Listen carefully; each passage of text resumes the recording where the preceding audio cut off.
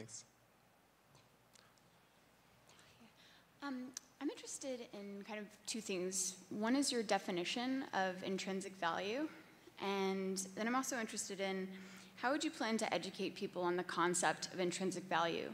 If a truck driver can't be expected to become a coder, how can they be expected to become a part-time artist or an innovator? Yeah, so this is in many ways the fundamental challenge that we're facing, is that people, actually no, men deal with idleness very, very poorly. If you're an unemployed man, you volunteer less than an employed man, even though you have more time. And you spend up to 75% of your time on the computer playing video games and other things. And then your drug and alcohol consumption go up, and your self-destructive behaviors also tend to go up. Women do not have these issues. Women are never idle. They find various projects and pro-social, go back to school at higher levels, et cetera, et cetera. This is shocking to 0 people in this room. So, and it's just facts. A very, very data-driven man. The opposite of Donald Trump is an Asian man who likes math. That's why I'm gonna beat him in 2020. It's gonna be glorious. So the fundamental question is like, how do we teach people intrinsic value, to your point, where like if you're the truck driver who loses their jobs, $1,000 a month does not magically solve your problem. Like you need a sense of structure and purpose and fulfillment and meaning. And so that is the fundamental challenge of this age, to introduce those things to millions of people as fast as we can. And these are some of like the deepest questions in human existence.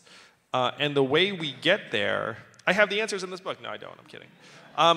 Like that, it's called, I was gonna say something. No, sorry, sense of humor.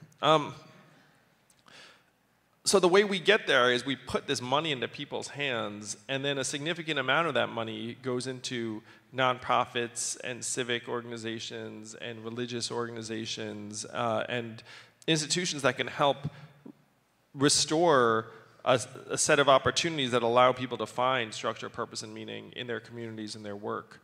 So there's no easy answer. It's a generational struggle. Certainly when I think about intrinsic value, I think about my son who's autistic, and I think like it's possible that he'll never actually have like the capacity to have like a normal job. And so that's what I think of when I think of intrinsic values. So you look at the person, you know they're worth, you know, just as much as someone else. But it's going to be a very, very difficult journey taking the current conventional market-driven American mindset and helping it move in that direction. Is there a generational gap in people that are more open to the idea of intrinsic value?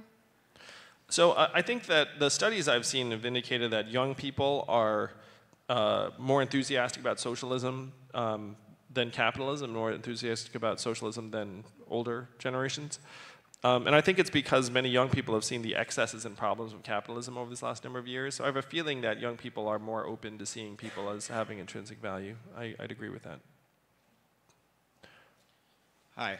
My question dovetails pretty nicely with that, I think, which is that for me, I think the most resonant criticisms of UBI have revolved around the like spiritual and psychological value of work to an individual. And so I'm wondering what your thoughts on that are and why you propose UBI versus, say, just a large jobs program with the same amount of money. Yeah. So to me, work is central.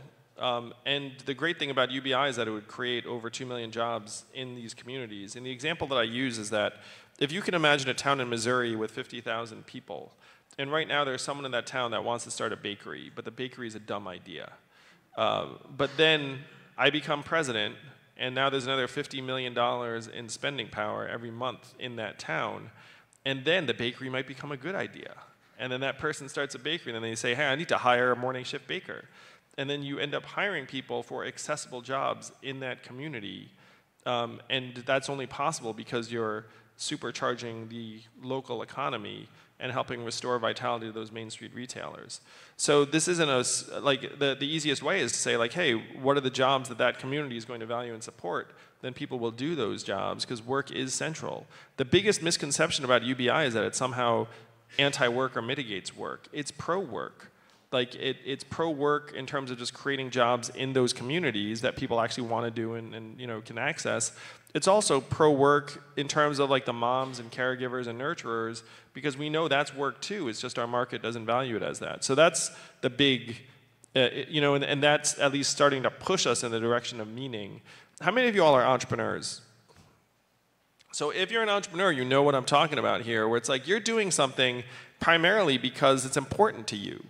Yes, there's money involved. Yes, it might seem like a good economic opportunity, but you're driven by the fact that you think that that form of work is the highest form of work you can be doing at this point. And so if you put more Americans in that position, then that ends up being like this incredible journey of self-discovery. Because what proportion of Americans right now do you think are doing like the job that they like, you know, really want to be doing? So you said 20%, it's like, you said 25? 5, 30. I'm happy to say it's around 30. But that still means there's like this incredible gulf in terms of our potential energy and value. So, you know, one of the joys about this is that you're going to end up creating tens, hundreds of thousands of entrepreneurs, and then people will be able to define their own meaning. I think a federal jobs guarantee program is well intended, but would be somewhere between problematic and disastrous in practice. Just like if you imagine a world where it's like, hey, there's no job for you, you're going to die of starvation, but don't worry, we've got this government job for you. And then you show up, and then let's say it's like, you don't like the job, you don't like your boss, like, you know, like that there are some problems. It's like, well, you don't have a choice because this is your only means of survival.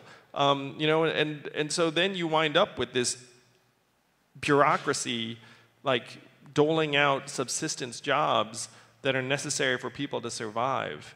And then you have people get politically activated around that. Like this is a sure path to dystopia.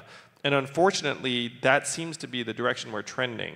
So I love the spirit of a federal jobs guarantee. If we could all magically have jobs that worked out and that we liked and that helped make the earth more sustainable, like that would be great. But in practice, that stuff is going to be very, very difficult and expensive and cumbersome and give rise to a whole new army of bureaucrats who measure our performance.